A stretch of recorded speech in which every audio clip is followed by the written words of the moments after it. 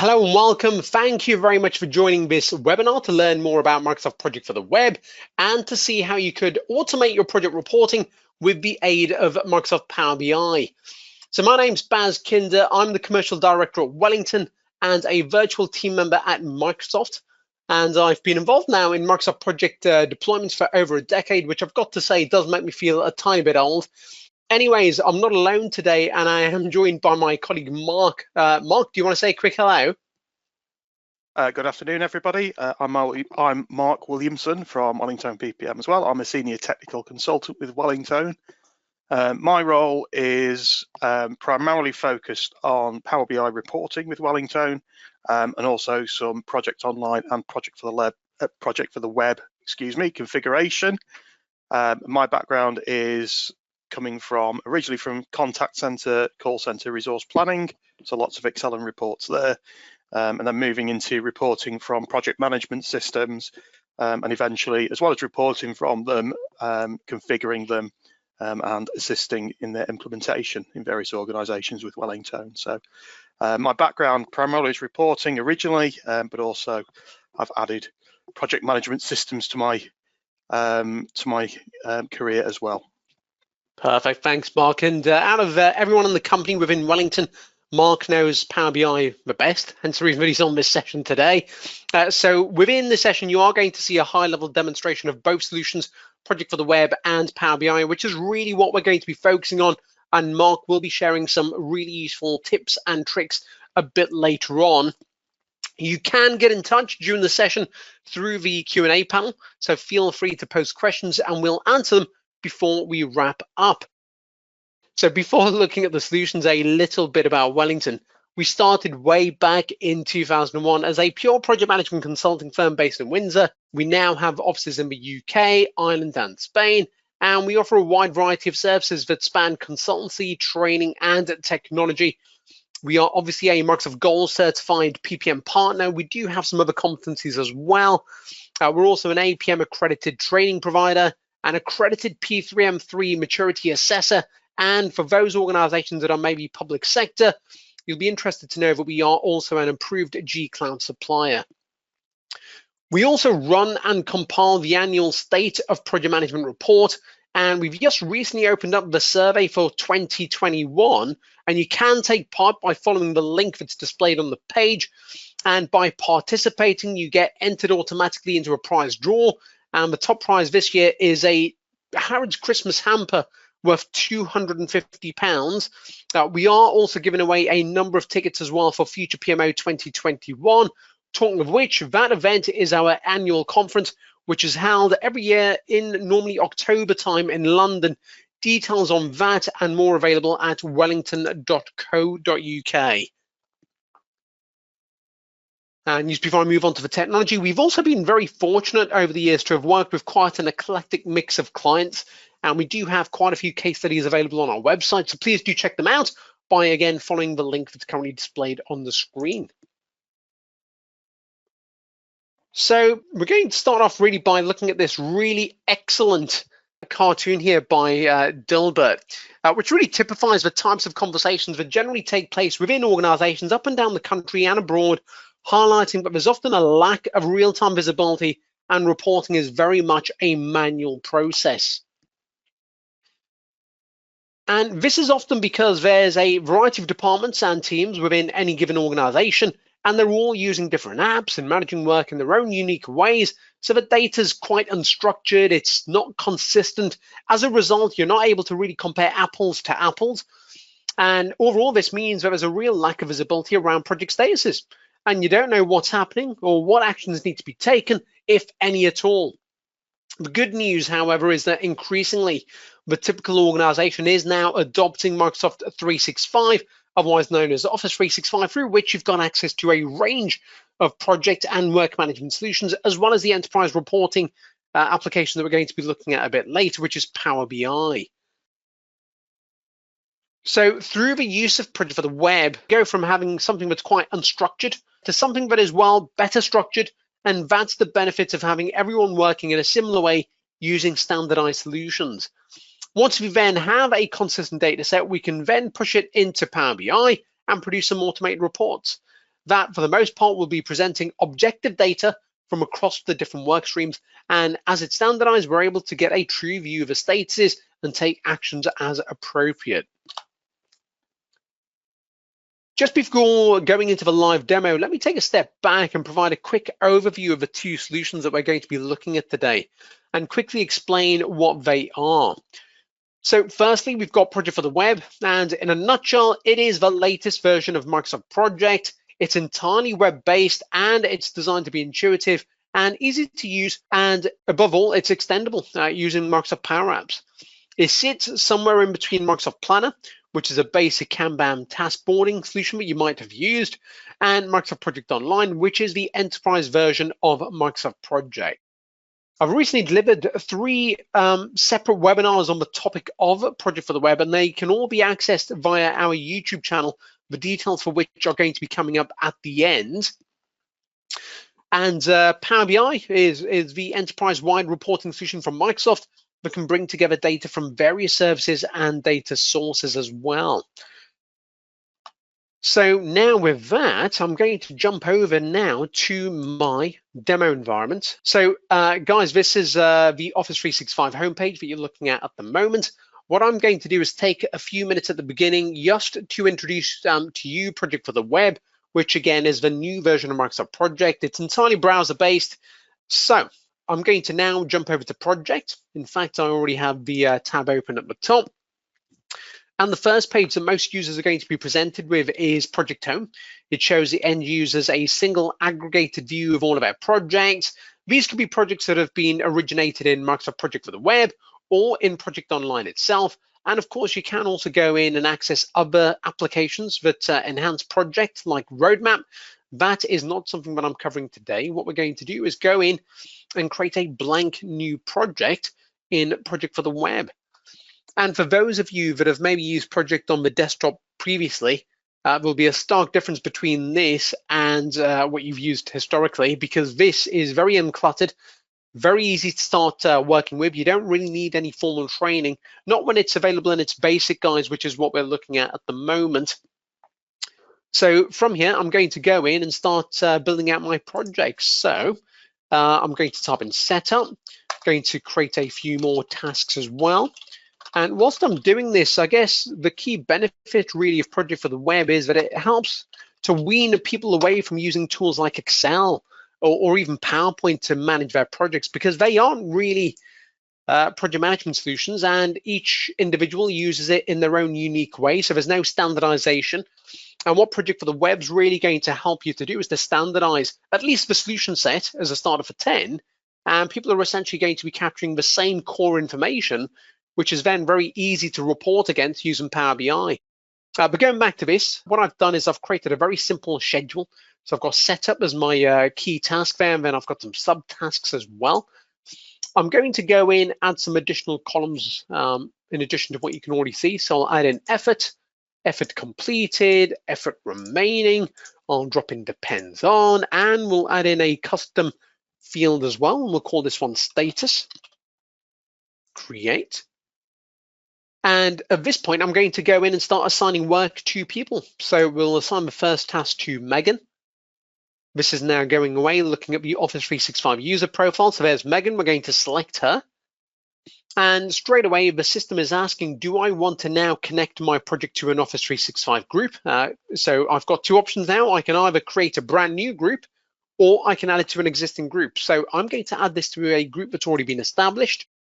And for those of you that have maybe been using Teams and you've got Teams set up, the security model is exactly the same. This ties into the exact same Office 365 group's security model.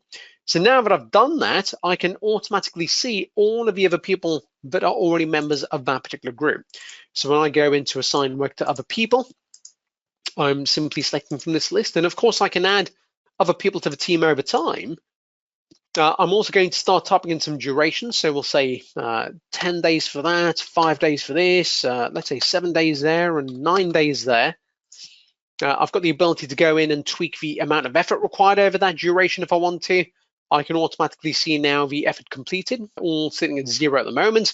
No full effort remaining as it stands.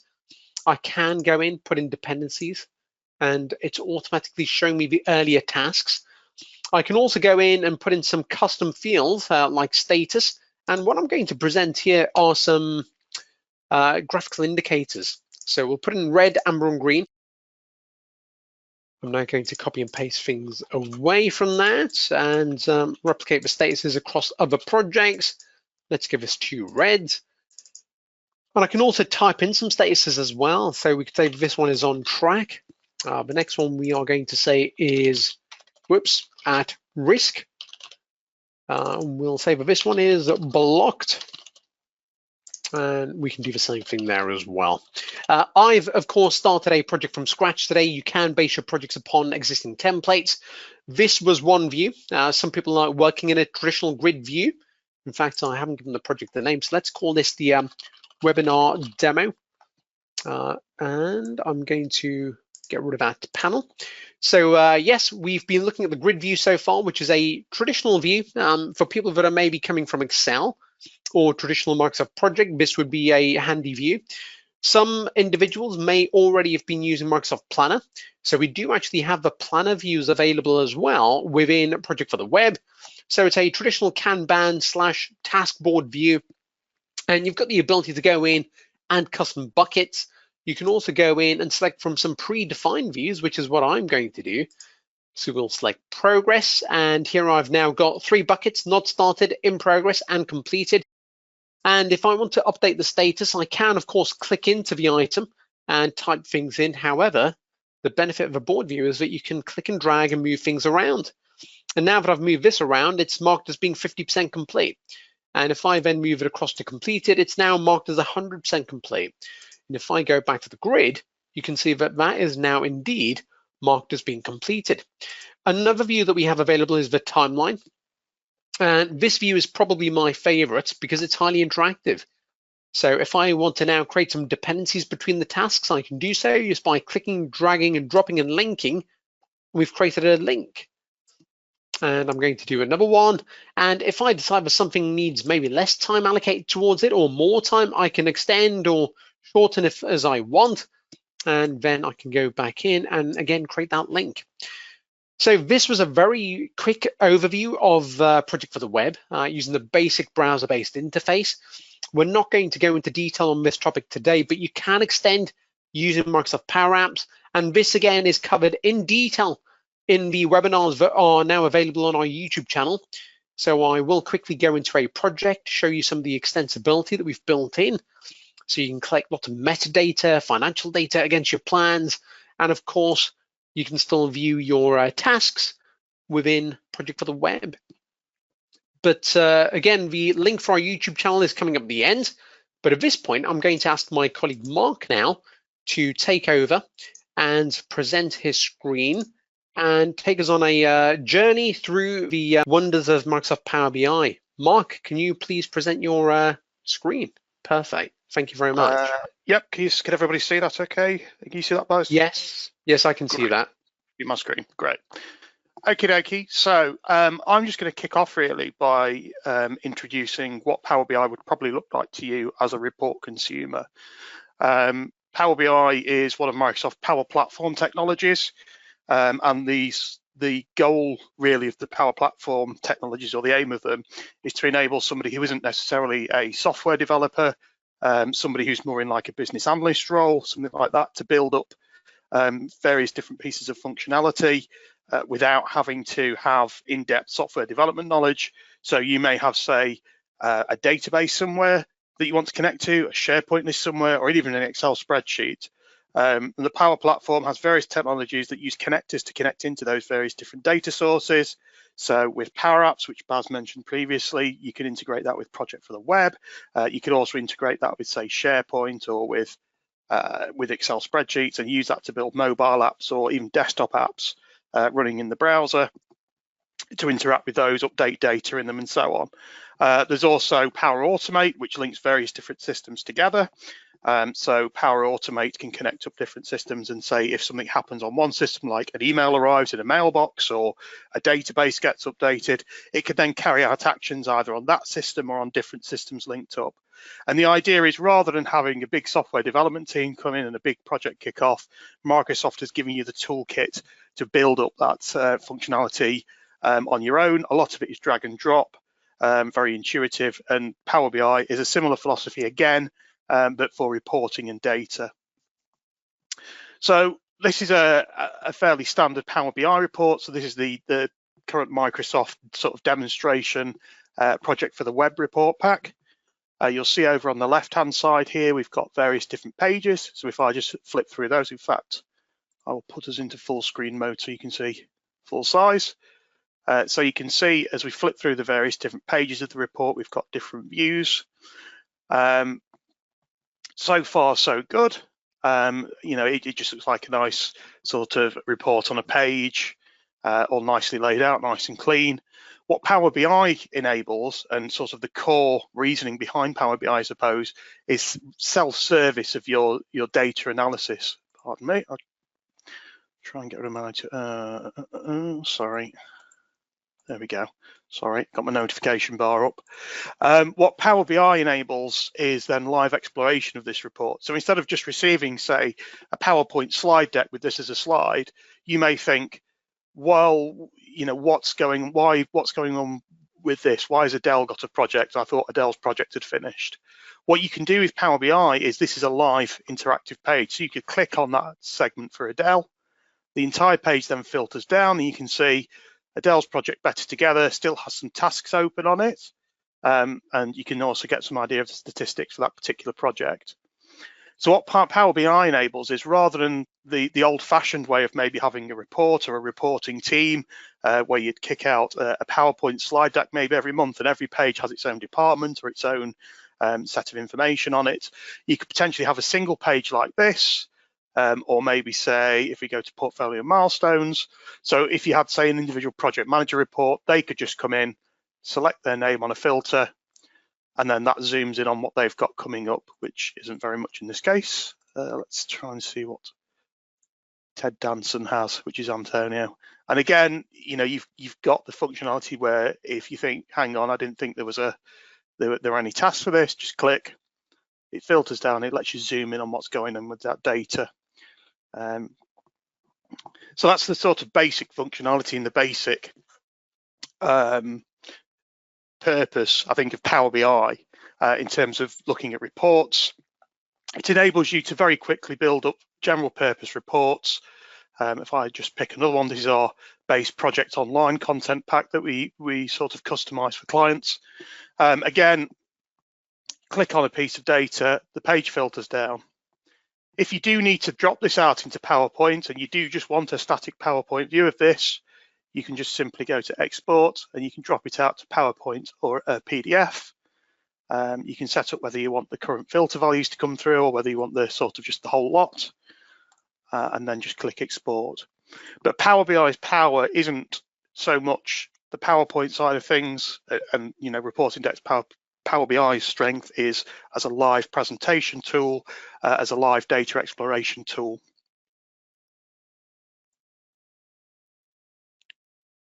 I'll just wait for that to finish exporting. In fact, I have one I prepared earlier, just in case it took a while.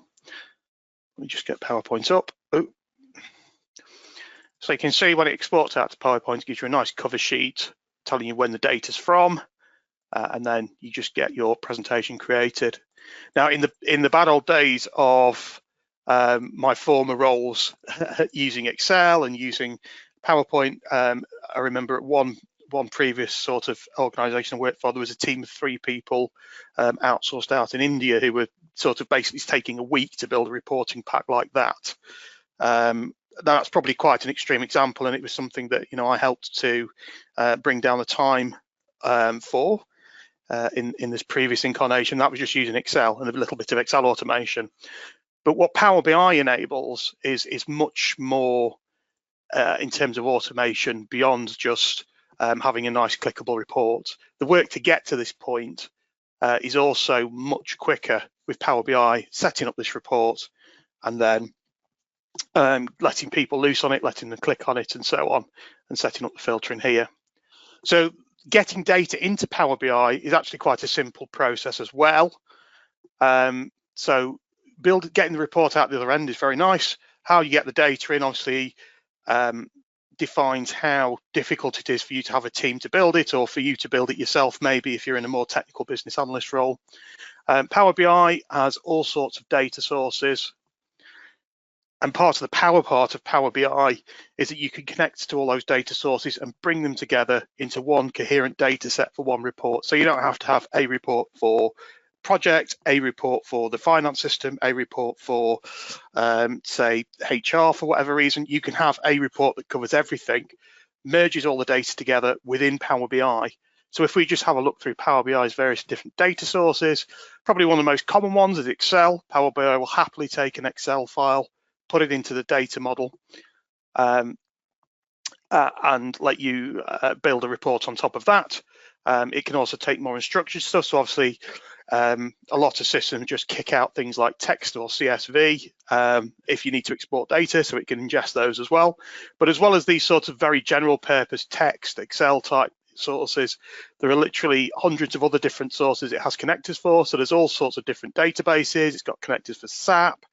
It's got connectors for all Microsoft's Cloud Azure stuff. It can connect into Dynamics, Common Data Service, Salesforce here as well.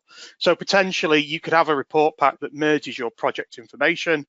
Very common, one of the things we get asked very commonly to do is merge information from a finance system, be that an export or be it a direct connection into the finance system, just so as you can check off that your costs actually being booked on the finance system and matching up to what the project management system is saying you're spending, just as either a check or to show actuals against those projects. So Power BI enables you to combine data from all these different data sources into one data model. So if I just click the model view here, you can see now we've got all sorts of different tables in here, and they're all linked together. Let me just zoom in a bit for you. So you could just define basically a data table, how it links up to the other data tables in a data model. And then once you've got all that defined, you can just come along to Power BI, and it's as simple as starting to just drag and drop onto the page. So I can just create a chart here and then just drag, say, project name into the axis, project duration into the values, and then you've got the beginnings of report file coming up. If you want to add a filter, just click a filter, drag and drop what you want to filter on. So if I say drop project manager in, and you can turn that into a drop down or have it as is, so you can start building up that interactivity on the page. So in terms of getting data into Power BI, it has all these connectors. It also has a very powerful interface for cleaning up your data called Power Query. So if I come into Power Query, if you've ever used Power Query in Excel, it's exactly the same thing. So you already know this if you have experience of this. Similarly, if you've used Power Pivot in Excel, you have experience with using Power BI's data model already. It's pretty much the same thing with a couple of minor differences in terms of you type formulas in slightly differently. But you essentially know the underlying technology if you've got any experience with Power Query and Power Pivot. If you don't, no worries. Power BI, again, tries to keep things as simple as possible unless it needs to be complicated, and it very rarely needs to be complicated. So you can see here over on the right-hand side, we have an area called Query Applied Steps.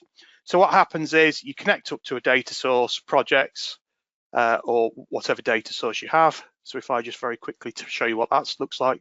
So you connect up to your data source, it's got all these extra columns in that you don't need. Some of the columns you need might have null values and you want to replace those with other things.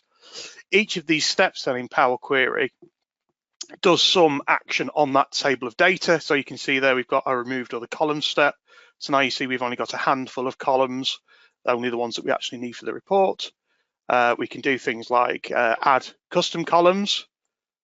So here you can see we've added a custom project progress column that says whether or not the project has started based on its start date or based on its progress. And there's all these different actions applied to it, and you get to the end and you have a nice formatted data table ready for use. So again, going back to maybe using Excel for reporting, because that's what I'm most familiar with. In the Excel world, you'd probably be doing a lot of copying and pasting, maybe deleting out columns manually, moving columns around manually. Power BI and Power Query in particular cuts out all that manual data churn, all that manual sitting down and going through the same steps every month. It will do all that for you. Once you've defined how to clean all that data up, all you need to do next month or next time your source data gets refreshed is just hit the big refresh button. Power BI will then run through, apply all those transformations to your source data again. And there you go, you've got your data refreshed. So Power Query takes a lot of the hard work out of data refresh. Even if you're coming from something like Excel rather than a database where the data might be a little bit less structured, Power Query, will do things like clean up blank rows, blank columns, and it will let you just tidy that data up without having to go through the whole process of doing it manually every month. Once you've got that data in your various tables set up, as I say, rather than then, again, in the bad old world or the bad old days, you might have had to go to Excel and mash it all together into a giant table using hundreds of VLOOKUPs or index matches or whatever you fancy using to do that, even copying and pasting. Rather than doing that, you can just link these data tables into a coherent model in Power BI. And then it's just a case of using those data tables. As I say, if I just come back to that blank page I had, if I just find that, where are we? Oh, it's at the end here. Page 1, page 2. You can then set it up so that you've got this coherent data model. So if you want to work out how many, say, tasks there are for a given project, you can just use project name. You can just drop in these various different measures that we've got set up in the report. And hopefully that will start popping out data. I think those don't actually have any values in.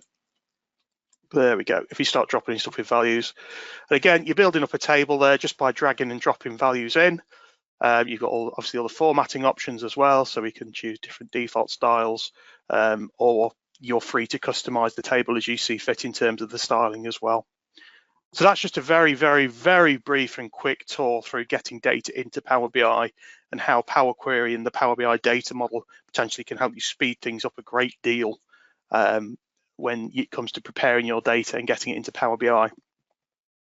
Once you have a Power BI report ready in Power BI desktop, we can go back to Power BI service. So this Power BI service, when I say Power BI service, anything that you're viewing in the web browser is the Power BI service. And like I say, if you've had Power BI reports shared with you before and you've used Power BI before, this is probably what you're familiar with. So if we just quickly go into this Wellington Prime-based content pack.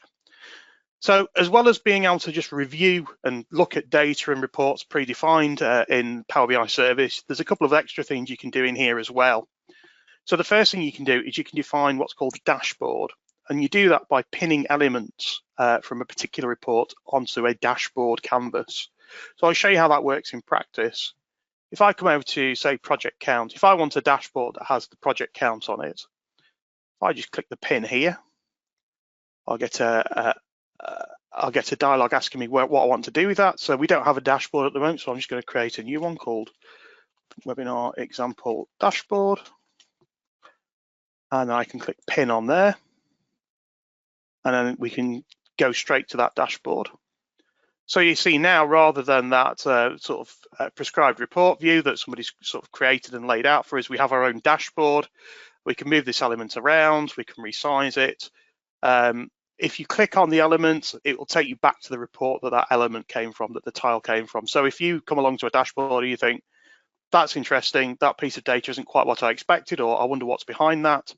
If you click on that element, it'll take you back to the report pack that it came from, and then you can then dig into the data even further. So let's just add a few more elements onto our dashboard. Let's add the project cost here, and let's say add this pie chart, projects by type, and go to our dashboard again, and then we can start laying that out as we see fit.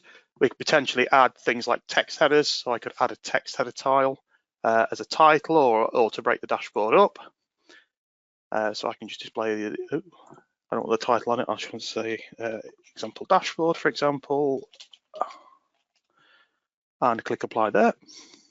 So we've got some text there that we can maybe use as a header there, or do whatever with. The other thing we can do with this dashboard is it doesn't necessarily have to come from a single report. So if you have other reports in that same workspace, so for example, I've got this project for the web report as well as that base report there, I can go into that report. And if I actually get a report page, So again, I can then grab this, pin this, and that's one potential way. That's a very simple and quick way that you could start looking to combine project online and project for the web data if you have sort of both systems running in parallel. So you can change the title here. So instead of just saying projects, you could say project for the web projects. You see there are some other configurable items as well. So you can even say things like when it was last refreshed.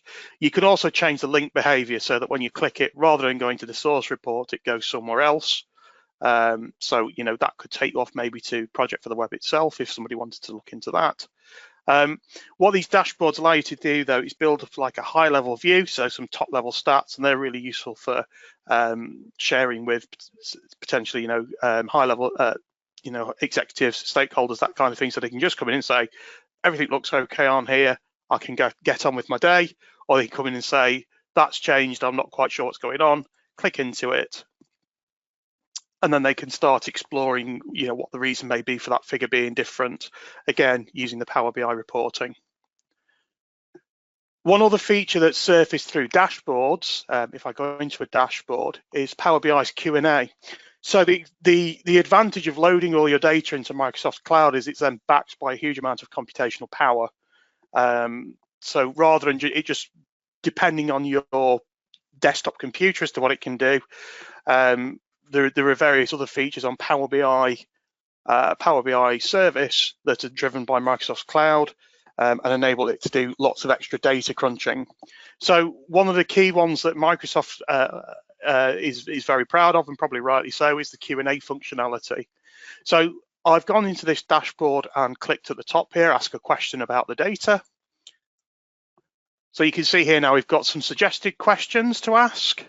So what is the count of issues by enterprise project type name or project type? What is the availability by resource cost? Show count of risks for the last week, that kind of thing. So you could click one of these suggested questions, or you could start asking your own questions. So I'm going to start, which project owner name has most projects? And as you're going along, it'll underline which fields of data in the data set that it's coming from. But you can see here now, I've just asked it a question, which project owner has the most projects? Lydia Holloway.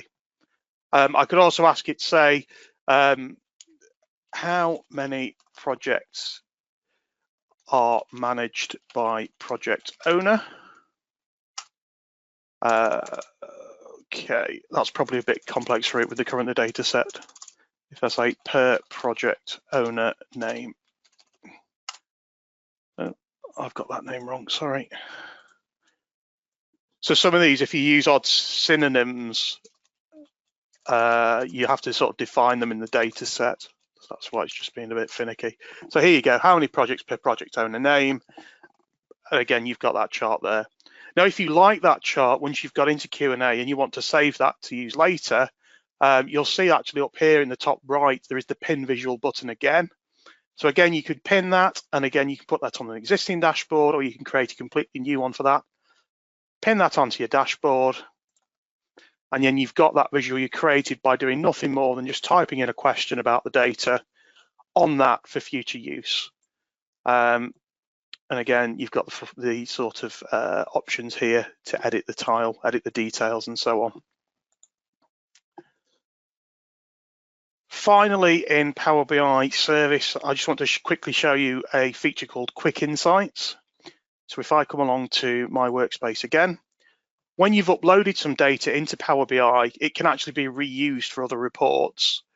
So the report file that you saw me upload splits the report out and the data out. So that data set that you've defined, how it all links together, how to get the data in, how to refresh it, gets split off so it can be reused for more reports. That saves you from building up 10 different data sets that all have slightly different definitions, and you know, it might have the same thing called slightly different things and so on. So it gives you just one single version of the truth. What you can also ask Power BI service to do is, with that data set that you've uploaded, you can ask it to generate insights. So if I click on Get Quick Insights, there'll just be a short pause while it runs the processing in the background for that. I can click View Insights. So what happens with Quick Insights is Power BI looks through the entire data set, or it says a subset of the data, but essentially because the data sets for project, in the scheme of Power BI data sets, it's potentially designed to handle millions or billions of rows of data, aren't that big. Obviously, it can still be quite big in terms of having human comprehension of it, but to a machine learning routine, it's not that big. It crunches all that data together, and then it looks for where things might be affecting other things. There might be associations. So you can see here, it's come out with Ted Danson accounts for the majority of duration. So projects that Ted Danson manages have the longest durations. That might just be because Ted has more projects. Some of the things it'll pop out are very much obvious. So it'll pop things out like longer projects have more cost involved with them. But some of the things it pops out may not be obvious to you. They may be sort of hidden details underlying in your portfolio that by just basically comparing everything with everything, Power BI can surface for you.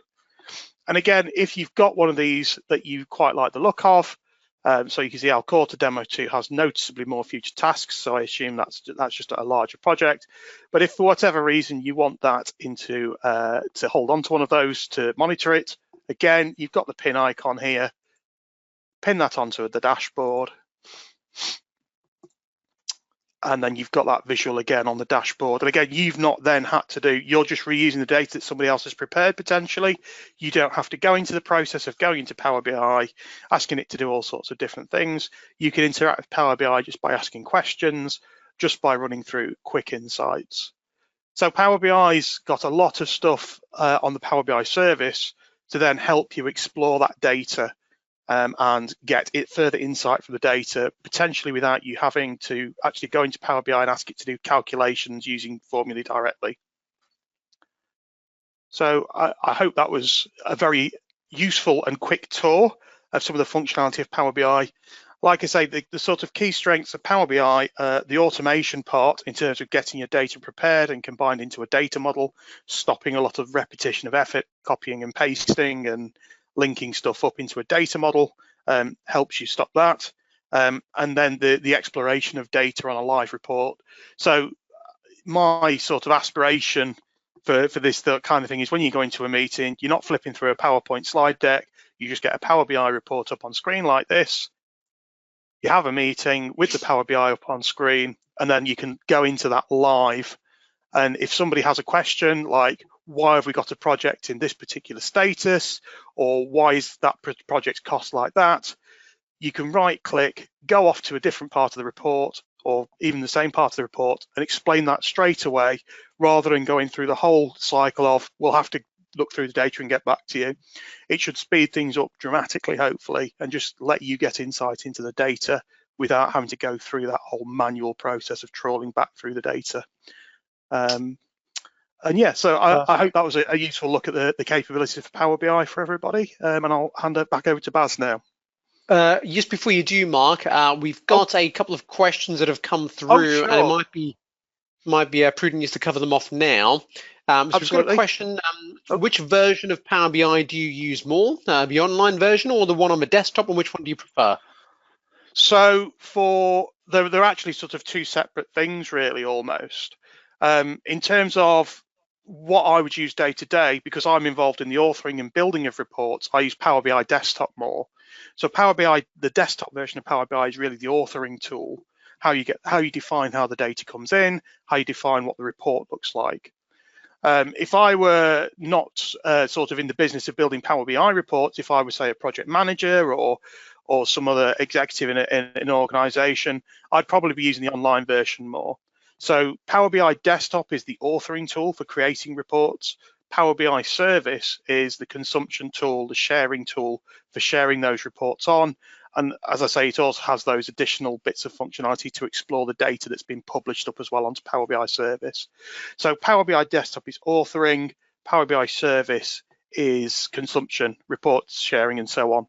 What I would say around the licensing model of Power BI is if you're looking to learn Power BI itself, Power BI Desktop doesn't have any licensing cost attached to it, so it's actually free to use and install on your desktop without any sort of additional licensing. When you start thinking about the word share, so when you come onto Power BI Service, this is when the licensing sort of starts to kick in. So you can learn Power BI yourself, you can create things yourself using Power BI Desktop. You could potentially use Power BI Desktop completely independently and just do your own analysis in Power BI Desktop on the desktop as well.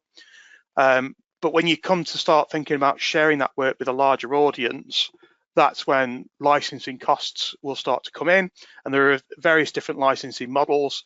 I won't go in depth into them, but if you just want to use it yourself for your own personal use on the desktop, no worries, you've got no licensing cost. If you want to use Power BI Service to share that information, that's when you need to start thinking about potentially signing up to a Power BI Pro or Premium license.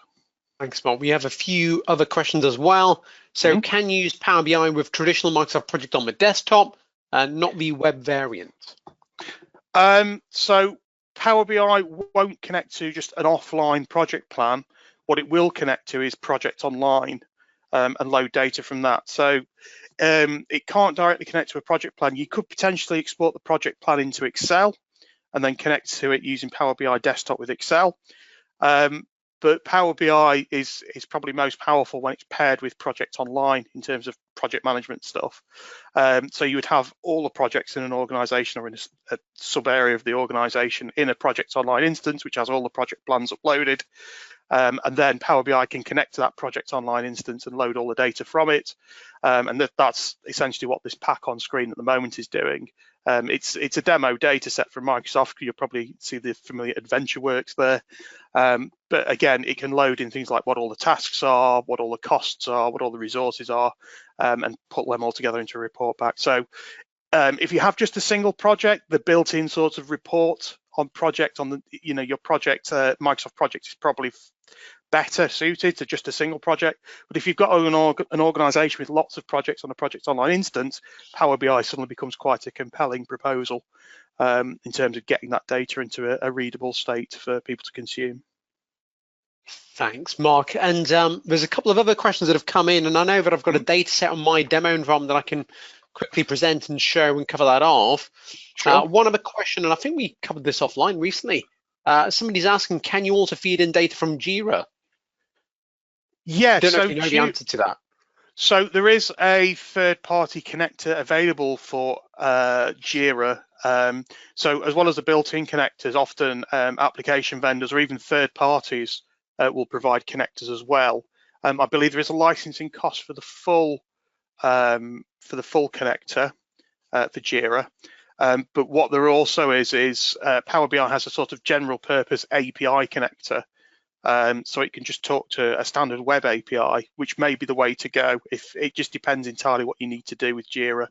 I think a Jira connector is something that's probably sorely needed to be built into Power BI because we're getting asked that more and more. So potentially one will come along, but there isn't one at the moment. So it's not as easy as just click and connect to Jira at the moment. There is a sample content pack on the App Store inside Power BI. Which will let you connect up to Jira as well, but obviously that's just whatever's predefined in that particular app, rather than you being able to use the data yourself. Thank you very much, Mark. So the answer is yes, but it might not be entirely straightforward. So either buy the connector or use the web API to connect yourself and potentially do a little more work that way. Perfect, thanks, Mark. If you stay online, there will be other questions, I'm sure. Sure. Just to answer a couple of other questions that have come in, and by the way, Mark, can you see my PMO dashboard on the screen at the moment, can you? Yep, I can see that, yep. Good. Okay, fab. So somebody asked, can you see lessons learned data being pulled through? And we have an example on this dashboard where we can. And this data that's actually being pulled through, it's from a SharePoint site that we've set up in the background called the PMO portal. And in here, we've built in additional logs like lessons learned, benefits trackers, and yeah, so this data has been collated, so it can be reported against as well. Somebody also asked, can we see some examples of some resource management dashboards, heat maps and whatnot? And yes, you can. So I'm just going to load these up now. And the data set that I'm actually looking at currently on screen is from Project Online, just to make that clear. And if I go into my resource availability report, somebody's been playing with my environment. Going to get rid of some of these filters. There we go. So at the moment, I'm basically looking at all of my data set linked to resource management in Project Online. I can, however, go in, filter by department, by team, look at specific resource calendars, look at specific roles as well if I want to. So there's a lot of data there in the background. And in terms of what you get out of the box from Microsoft, we can see this demand and capacity over time report, availability over time. And of course, we have that availability heat map, which is really quite insightful. And outside of this, we do have some other supporting reports. I'm not going to demonstrate all of them, but we do have this one. This is resource assignments. So we can see all of the resources listed out. We can see which projects they are working on. And of course, there's a variety of charts being displayed at the top. And if you wanted to, you could even go and pick on a particular individual. So there's Adele, not to be confused with a singer, but this is Adele, who happens to be in the architecture team. I thought her job title was displayed there, but it's not. So we can see that Adele's hourly rate is £65 per hour. She's available all of her time for project work. She currently has 13 assignments across 3 different projects. And yeah, a lot of detail coming through on that. But what I'm going to do now is, I think there was another question about risks and issues reports. So yes, risks and issue reports are also available.